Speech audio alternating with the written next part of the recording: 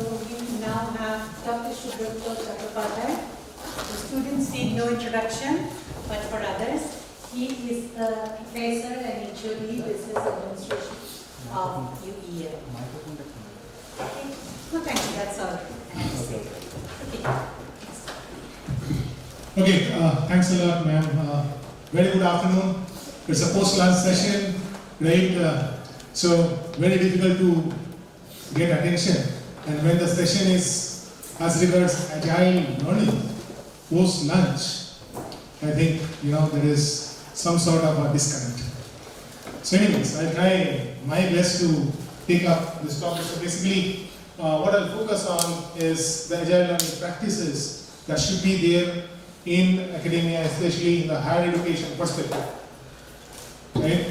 Now, why have I taken up this topic? So basically, few years back when I was with MDI, so I was taking a class, so wherein I had used a particular graph and some figures, etc. And there was a mistake over there. Now, one of the students in my class, he pointed out that, sir, there's a mistake over there. And I was trying to rectify that. And the student immediately searched Google and found out that particular mistake and showed it to me, sir, this is the source. Right? So you see, you have taken it from here. So that talks about agility in the student. I mean, the way that you perceive and behave. But then, that was the start. So basically, first of all, I would start off with the Agile Learning Manifesto, which was developed in 2001. So basically, the values of the Learning Manifesto is business outcomes. So basically, we talk about outcome-based education these days.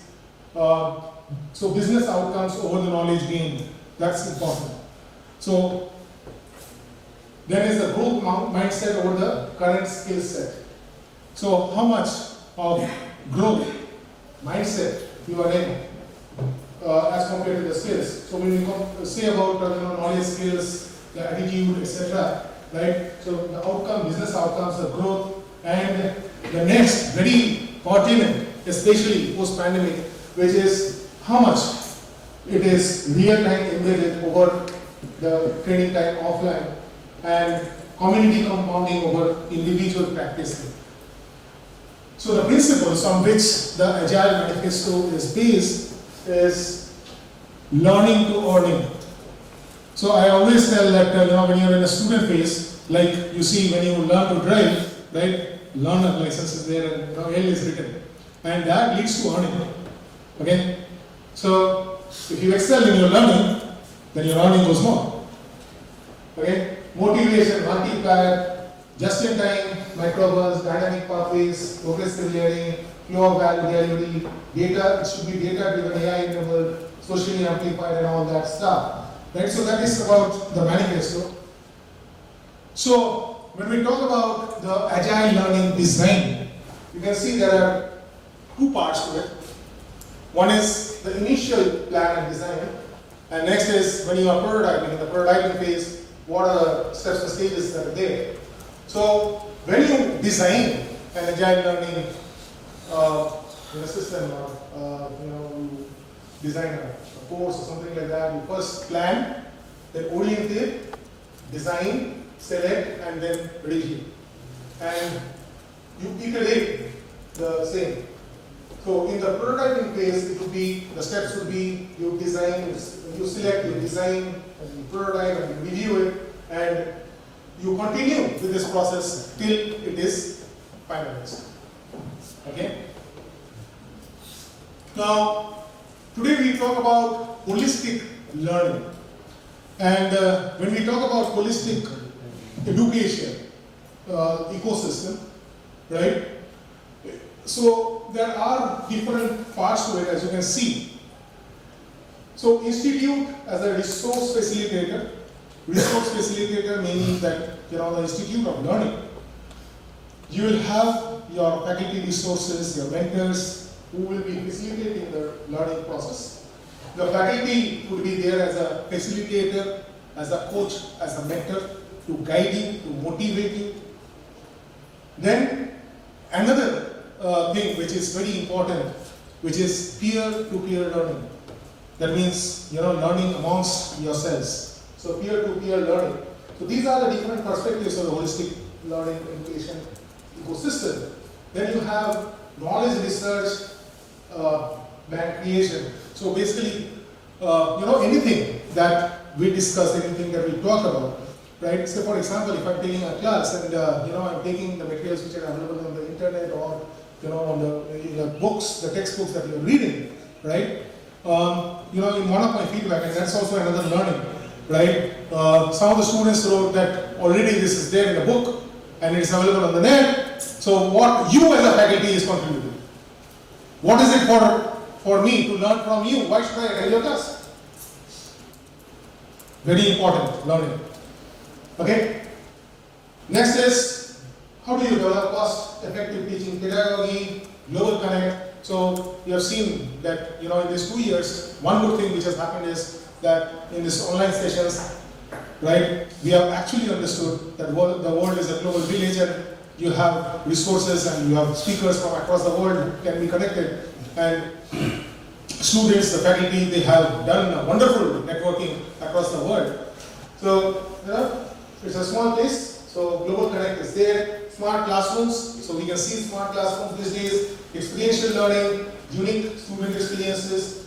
Okay. And I'll come to the last point, which is the policymaker guiding architects of higher education and what the policymakers are doing towards promoting of the learning education ecosystem and how agile is the learning process as per the policymakers.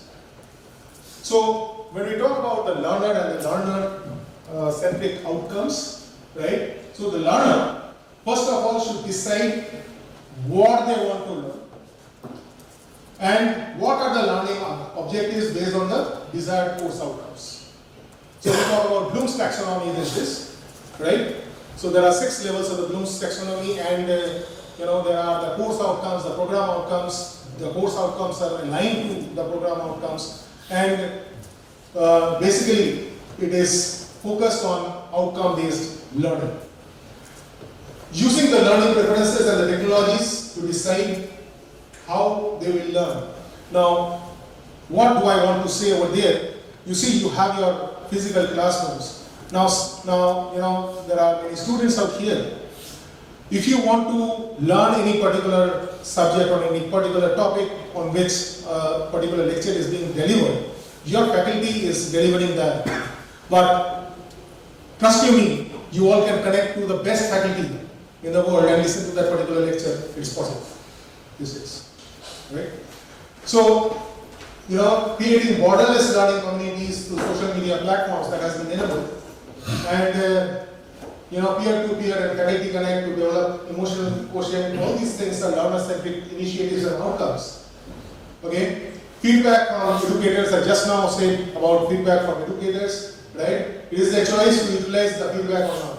So it is very important for us to be agile in the sense, even us as educators, to understand that what is the feedback of my session that I am delivering. Right? And to take rectificative actions immediately. That's very important. So, again, after some of my sessions in a particular course, what happened is the students went to the PGP chair, the postgraduate program chair, and said that we could not relate to such sessions. The connect is very important. Okay. So I went and discussed with the students, and they said, "You see, you are explaining the concepts. That's fine, but you don't give too much of relevant examples and make the subject interesting to us, in a sense that we can understand it at the first instance. Why should we attend this session?" Okay. Very important. So I must understand. So when I take sessions, right, I always think about students as a customer of education. And if the customer understands and feels that my session is valued, then only they will be attending my session. Okay, that's important. Rather than attendance and and other things which are associated with it. Okay, that's important. So, what is the anatomy of a powerful agile learner?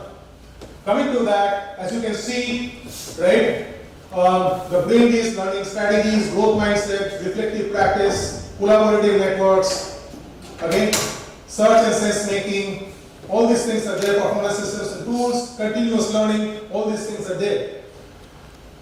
And there is also, as you can see over here, the illiterate of the 21st century will not be those who cannot read and write, but those who cannot learn, unlearn, and relearn.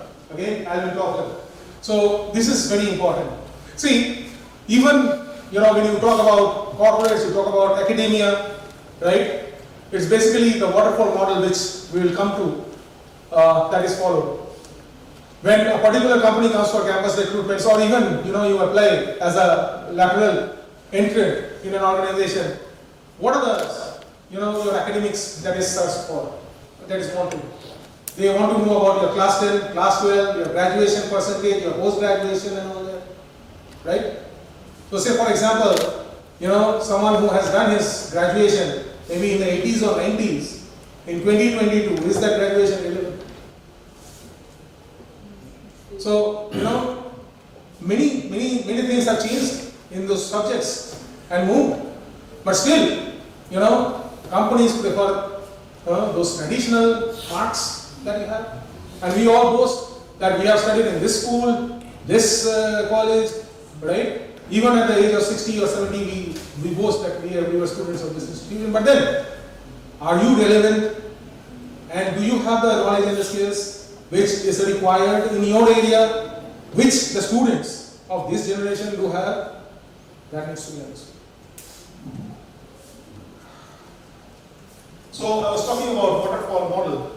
So waterfall model, it talks about your bachelor's and your master's degree, right? And you do your class 10 and class 12, I think for most of us, if not all of us, right, it's once in a lifetime, right? So it's front-loaded, it's comprehensive, and it's least theoretical, it's institutional. On the other hand, when we talk about lifelong learning, when we talk about agile education, it's about keeping yourself relevant, keeping yourself updated, keeping yourself always, in line with the present trends that are there in the subject that you are master in, right? Because things are moving on very fast on the technology front, on the business front, and it's very important for us to get ourselves updated through the courses, the workshops.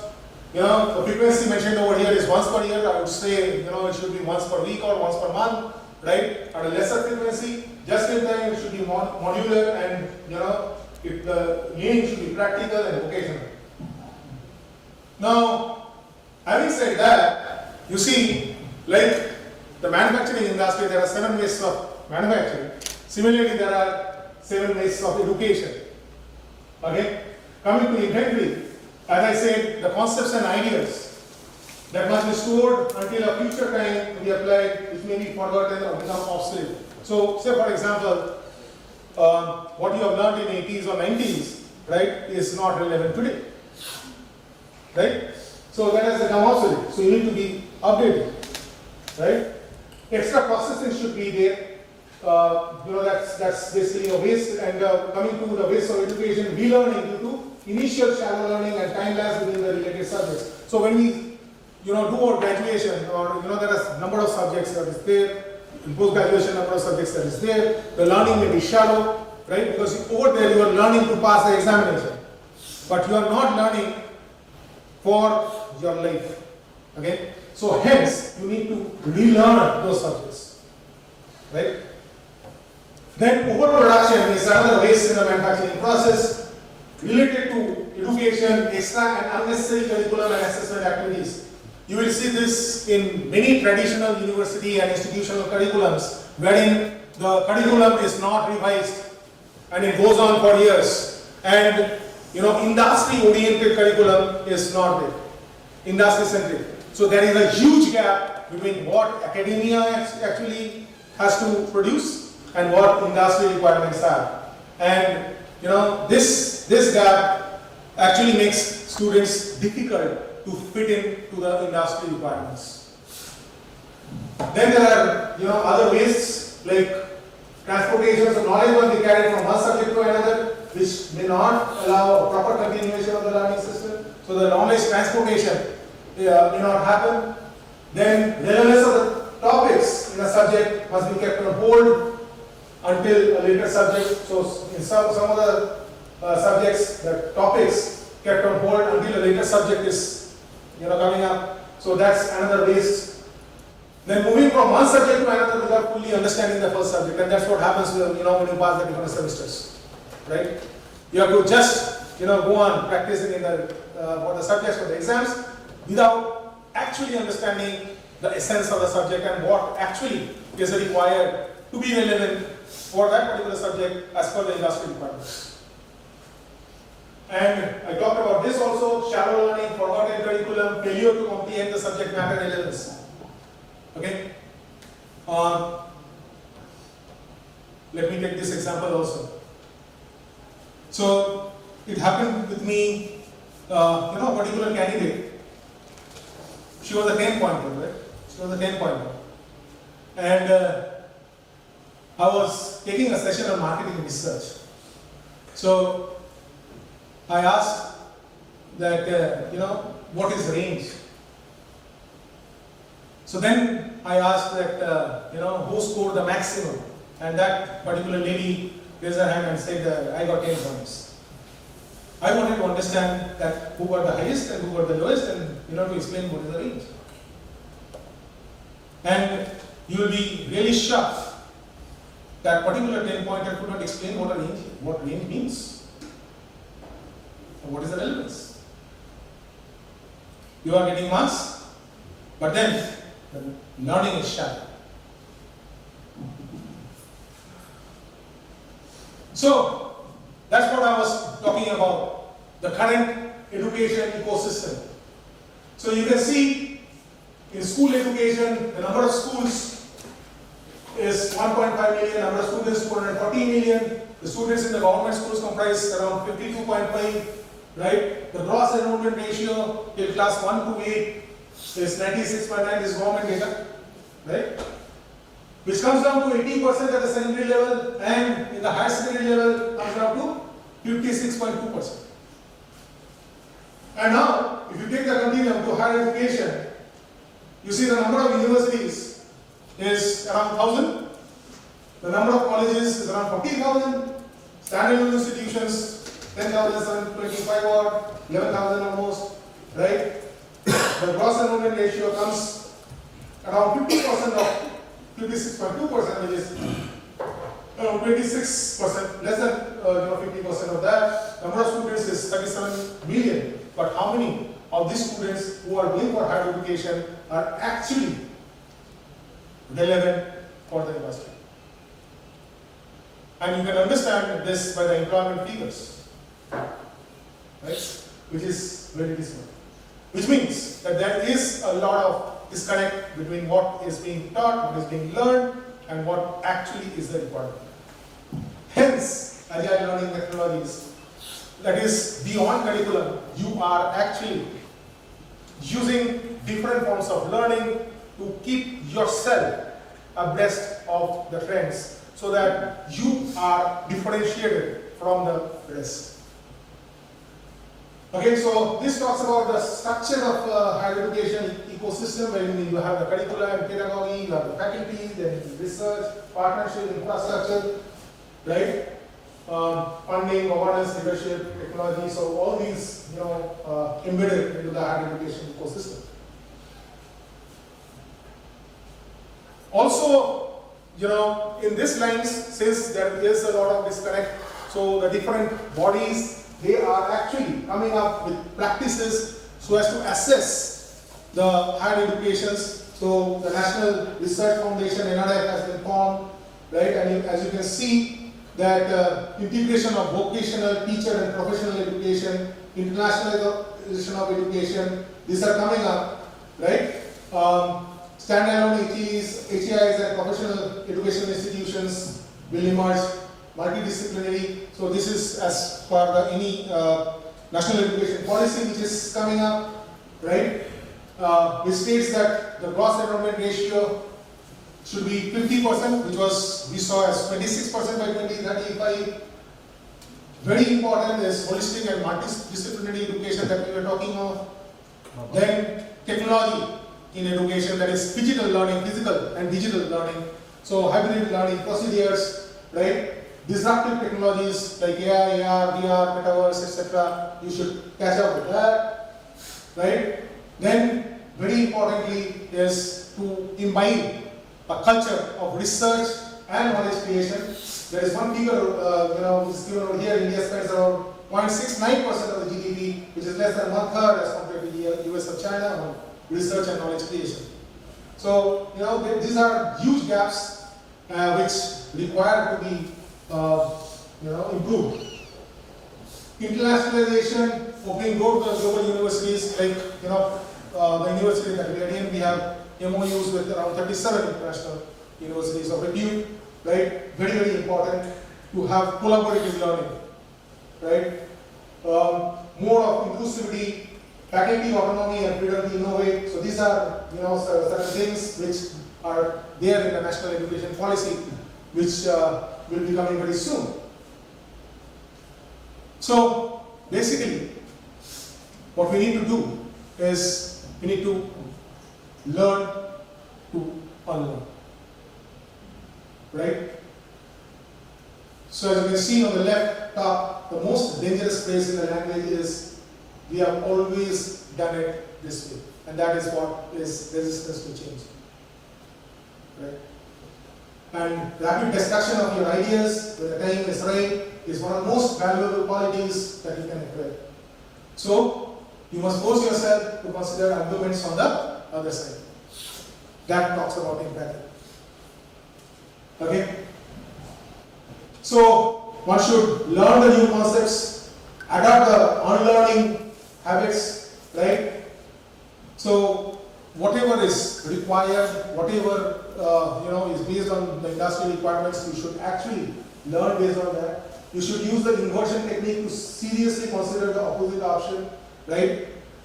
The first principle is to strip down the assumptions to the basics, refer to the numbers and evidence, and cut through the bias and opinion. So you should actually unlearn, learn, and then relearn, and the process continues, right? So it's not a one-off thing, but it's a continuous learning process which will lead to a holistic education process. So the thing is that, are we all prepared for disruption? Do we want to be the leaders? And here is the acronym. So L stands for learning agility. That is, how do you leverage on your organizational learning as a strategic advantage? The E is to entrench culture, that is to embed an innovation-driven organizational culture for preparedness. So any organization, be it an academic institution, be it a corporate, right? Are you actually embedding an innovation-driven culture for preparedness, or are you stagnant and you, are still, 20 or 30 years back when traditionally things went, you are still following that particular thing? That needs to be understood. Next is agility and speed. How do you foster leadership and organizational agility and resilience? Then is decisiveness. How do you decide? How do you ensure rapid decision making, especially in this VUCA-driven business challenges, that is volatile, uncertain, complex, and ambiguous business challenges? And I talked about empathy. How do you cultivate empathic listening as a leadership skill. And lastly, the resources. That is, how do you deploy the administrative resources by putting people over processes and technology, so that people can learn from it. Okay? So that's basically, what I had to say about, agile learning practices in academia. If you have any questions or any discussions, anything that you may take on, I'm ready to take. Anything that you want to discuss? Did I make my points true? Was it understandable? I think it was lucid, and I did a little bit of justice to the topic that I was doing. Yeah, for me, it's not a question, but this is something new I learned about, agile and learning. Yeah. Like how it is all, integrated with the manifesto and principle, which is really very interesting. And the data that you have shown, so those are all just government data or only government data? And finally, leader framework. So that's really nice. Yes. Thank you for that. Thank you. Sir, I just had a thought in my mind. Can you go back to that slide where you were talking about, go back and tell you this slide. Go back, this one, yeah. Mm. So there's this point, point number, which point were you mentioning about that newer things coming in, metaverse? Yeah, so basically this was technology and education. Technology and education. I just this is a wild thought.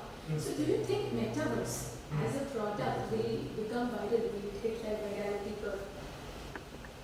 You see, in many ways, in higher education already, it is being implemented. Say, for example, you want to take your students for a, industrial tour, right? So instead of taking them to an industrial tour physically, right? What you can do is that, you can use metaverse, and there can be, virtual interaction in a simulated environment, right? Wherein, the students will be exposed to that particular environment, and, they can actually learn from I that. get that, but Yeah. my only thought is like, see, you all know about Google Glass, right? It never hit that virality and it was taken off. Many such products in Google India. So do you think metaverse as a product will hit that virality? The second phase of my question is, if not, in an education sector, why will students get into that phase, learn, and then the product gets out, and then they waste time, and then they have to learn something else? So how can we counter that wastage of time? That is also lean thinking, right? So how do we counter that? I was just thinking on these things. Yeah, so that's, an interesting thought, in fact.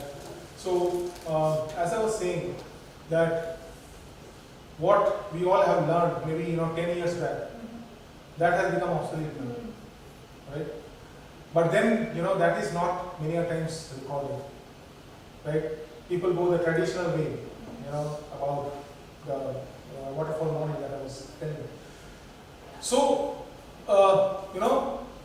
the only way out is to be an agile learner, wherein you actually develop yourself, you develop your knowledge, your skills based on the latest technologies. Because today, if you are saying that you are using a particular technology, or maybe a particular software or something like that, so it may have its relevance today. But then 2 years or 5 years down the line, it may be obsolete. Something else may come up, and you have to be abreast to that, or else you will be dumped to a particular corner and you cannot grow. So that's it. I'm really thankful to my mentor, Mr. Santanu sir, who took a lot of time in explaining to me that how the presentation should be scheduled and how I should present. So thanks a lot, sir, for your time. I have one question. Yes. So you mentioned that there is nothing but manual checker. Okay.